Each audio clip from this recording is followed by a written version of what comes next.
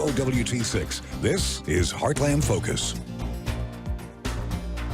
Hey, good morning. Good morning. Welcome to Heartland Focus. I'm your host, Tim Clark. I just like to start with my mask on. I know the country and even here in Nebraska, we are tired of these masks, but I think we have to remain very safe, and when it's necessary, keep this mask with you, because you never know when you will be in an environment where you feel it's too close, it's too closed in, and that's why it's important to keep this mask. Let's also keep doing what's necessary. Our mother always told us, you know, when we're growing up, wash your hands, wash your hands, wash your hands. So it's kind of like just reinforcing the obvious. You're out there in the element, touching different things. We need to wash our hands. Social distance, continue to do that when it's necessary. All those good things. You can see I have my pen on. It's the 100 Black Men. A pen. We'll be celebrating the 100 Black Men of Omaha, 26th anniversary of just being here, serving, and making a difference in the heartland.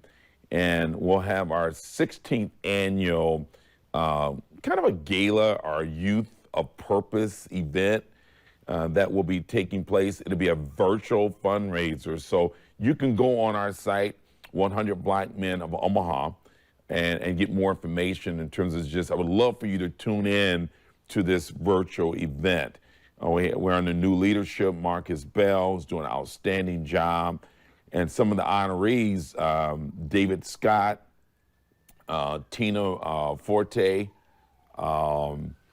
is going to be honored, and then yours truly, myself, will be honored as one of the men of honor, along with David Scott. And so, you know, come and support your boy, all right? Hey, we have our guest this morning is Kevin Coleman. And, you know, really, you know, we're going to talk about just his motivation and passion around his work of really looking at the past, really only to look at how do we forge forward in terms of our future. But I think we must stop and look at and educate and bring and shed the light on what has happened, what's present, and what's now. And so I want you to help me welcome Kevin Coleman. Hey, welcome to Heartland Focus, Kevin. Thank you. It's good to be here. Man, it is good to be here. It's good to be seen and not and not viewed, because you know what I mean. Yes, That's yes. right. Well, I got a chance to see your video, and we'll talk. Hopefully, we'll be able to show folks the video later on in the show. But first of all, for the folks out there, the viewers out there, Kevin, that don't, I mean, who is Kevin Coleman? Kind of just what's your get up, what's your stick, man, so people can understand in terms of just your motivation around what you're doing and what we're going to be talking about. Sure. First, you know, I just want to thank you, Tim, for having me, and it was good working with you on the campaign. Right on. And by the way, yeah. congratulations, man. Congratulations. I know, you know, we're a neutral, you know, situation here as far as my show, but I do want to recognize, and we've had what I would call it a city council elect, Juanita Johnson. She was on my show last week, and so to congratulate her. But you served as one of the team members in terms of help make that happen. So I do want to pause and say you know, congratulations for you guys' efforts. Yeah. So, you know, I've been pretty active. In the video that I did here, I talk about how we moved here in the late 70s, and I was a teenager at the time. And so in high school, you know, I was very active playing sports, and also, you know, president of the Black Studies Club, and powerlifting and running track and different things. But I was always very much an advocate of Black history and just, our culture, our people, and not only educating people about it and being, informed myself, but to also advocate, to promote, to push, for us to reach, for what's there for us in the whole American dream. And in that, the scope of what our possibilities are, in general in this country. And so I've always had that drive. I've always had that passion to help in that capacity. Upon graduation, I went to the Marine Corps. And so I was a Marine, and then I went and went to college. And during that time, of course, I'm also a musician, so I kind of migrated more towards music during that time. But I still continued to help and to lead. And shortly after that, basically, I felt a calling in the ministry. And so I became a minister and, began to teach and preach the gospel. And as a result of that, I've done a lot of work in that area as a youth leader starting out, and then to associate pastor, to assistant pastor, and did about 10 years of gang ministry on the streets.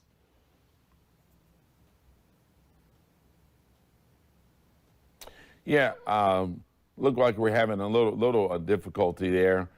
We may have to refresh there, Kevin.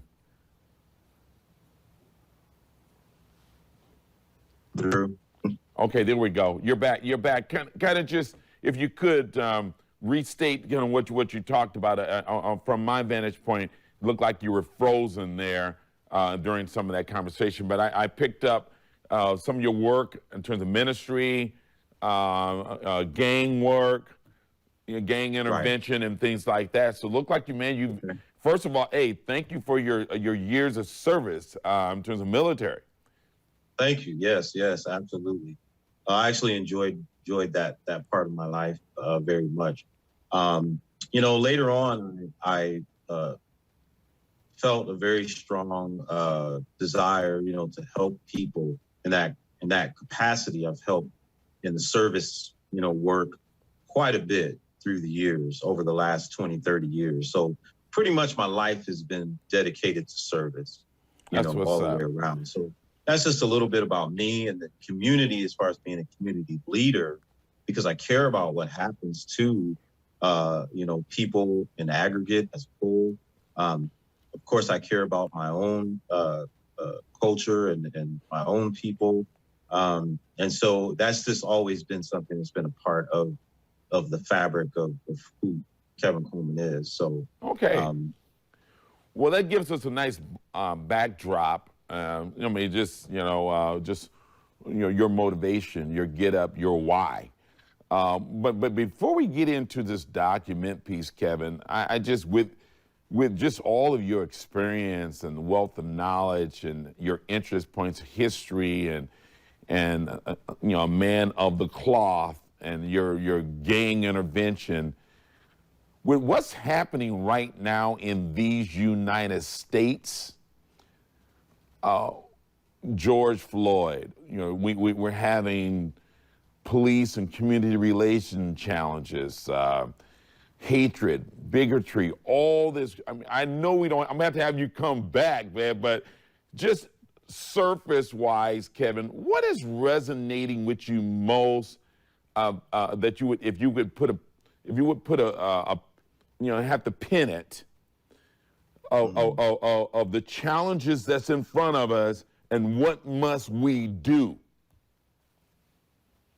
Well, overall, I'm sorry. Go ahead. One of the things that I was talking to people about the other day, so I want to start off with the positives. One of the things about America, and I was talking to a group of people, all ethnicities, and I said, one of the positive things about America is this, that when we think about heaven, do we think about one race, one ethnicity, one culture?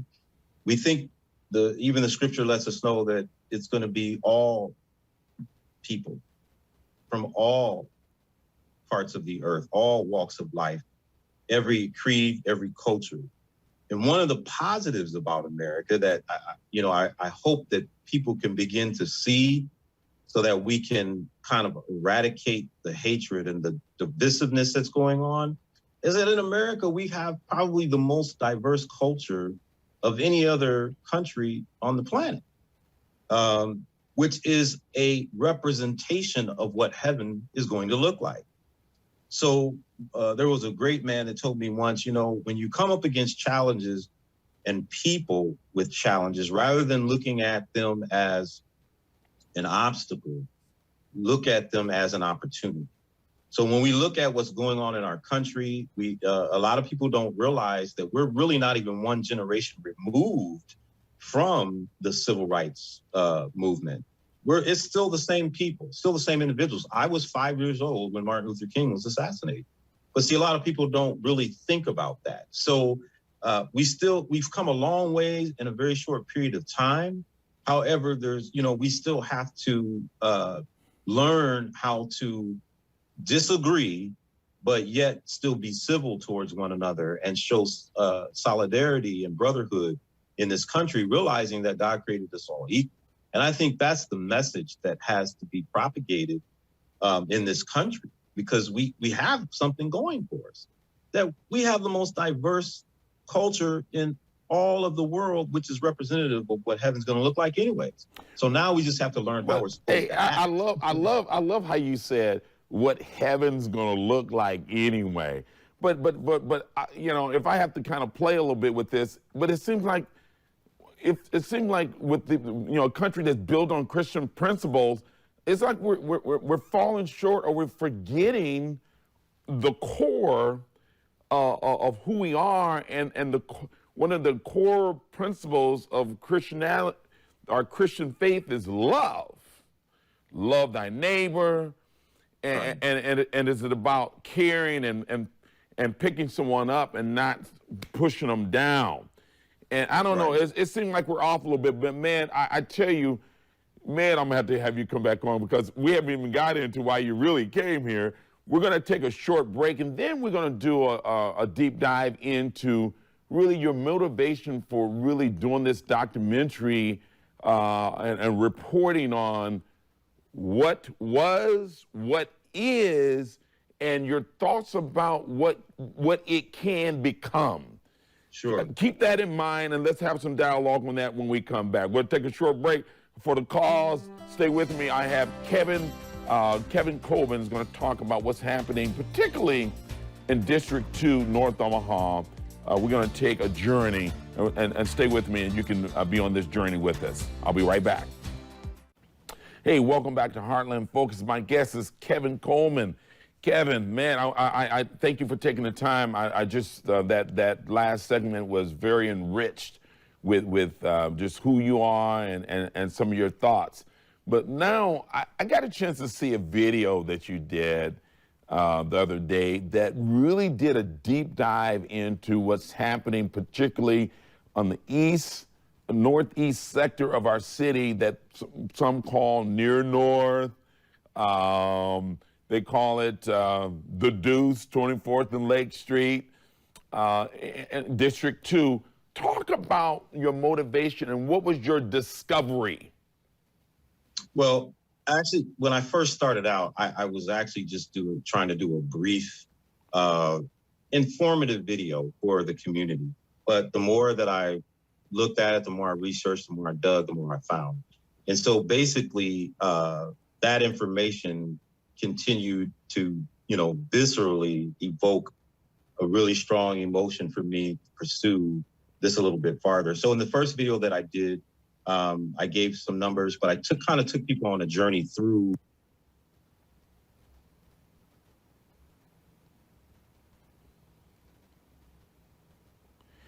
Hey, there we go. Sorry, Okay. You're back. You're back now. So go ahead, and you took us on a journey.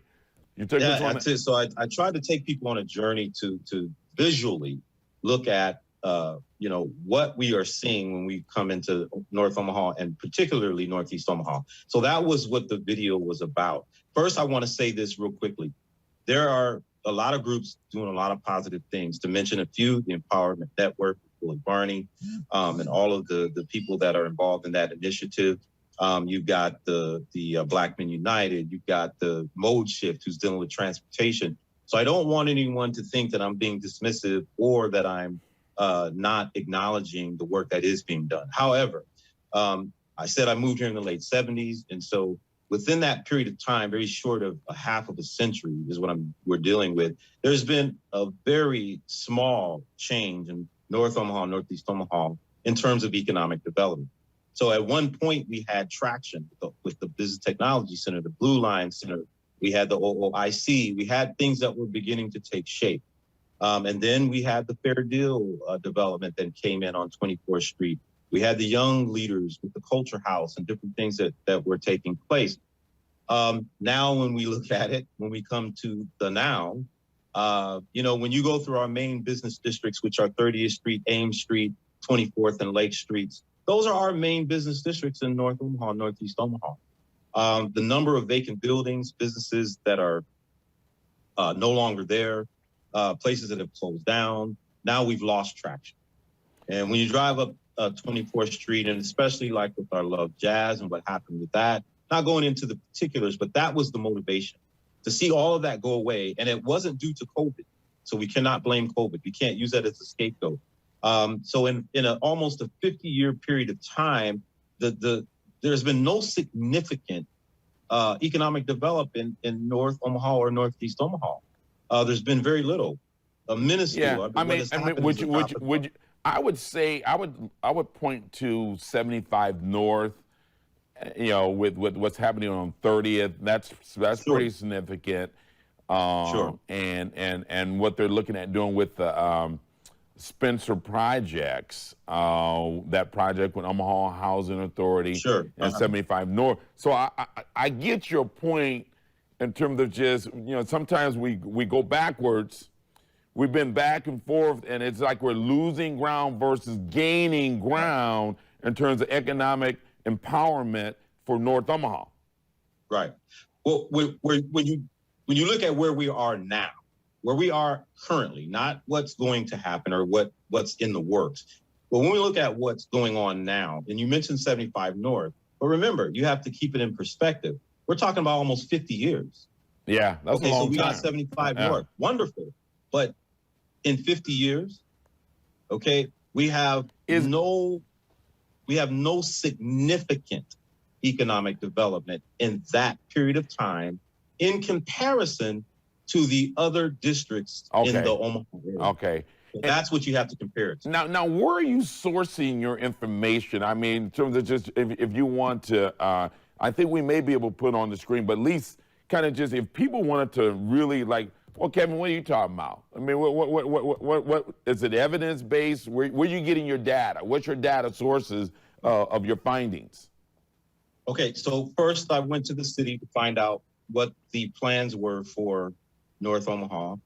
They led me to what was called the Forever North Project. That particular project, there's a few things going on with it. However, as far as the economic development portion and the housing portion, they explained to me that it's kind of in a holding pattern right now. Then you have, of course, the Empowerment Network, and they're doing the 2025 plan. I just started kind of diving into that to find out what their objective is and what the long-term goal is here. And so they're doing a great work there. However, again, how long is this going to take? When it comes to, for example, the riverfront. So I went to the city of Omaha's website to find out the particulars about the riverfront. They have a commitment from the city. This is just the city's portion, for example, to give $50 million of city money to for that the riverfront project. Yeah, which that's we huge. Don't need a riverfront. It'd be great to have one, but we don't absolutely need it. North Omaha, Northeast Omaha has long needed economic development. So I'm going to the trough to get my statistics to find out, what's going on and how it's being done. Okay. And so I mean, I guess what I'm hearing you're saying in terms of just with that 50 years of neglect and really not investing real resources in the northeast sector of our city,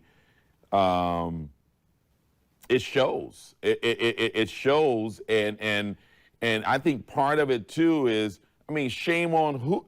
Well, Mr. Coleman, shame on who? Shame on the people of North Omaha?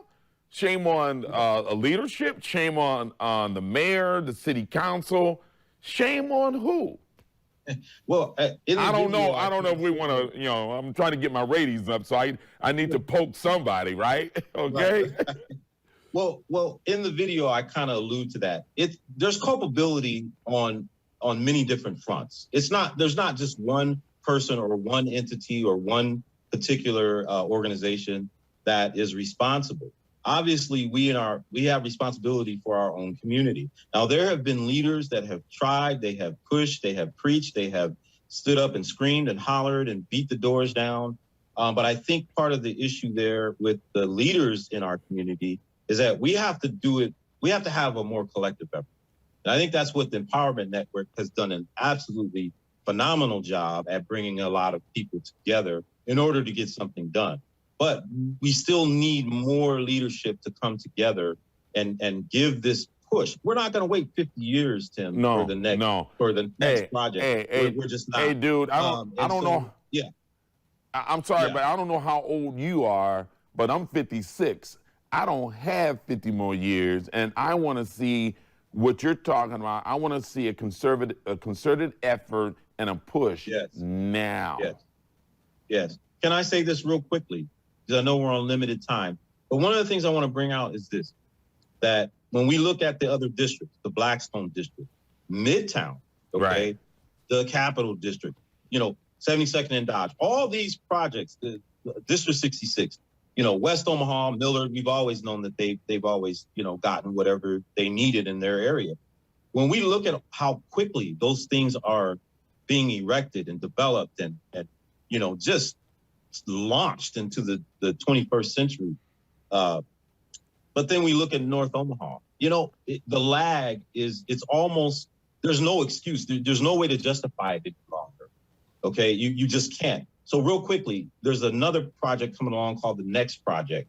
And the city of Omaha has what's called a MOU, a Memorandum of Understanding, meaning that they have committed, not on paper, but they've committed to giving $90 million to this project. And guess what a lot of the money is coming from? Cigarette tax. Right.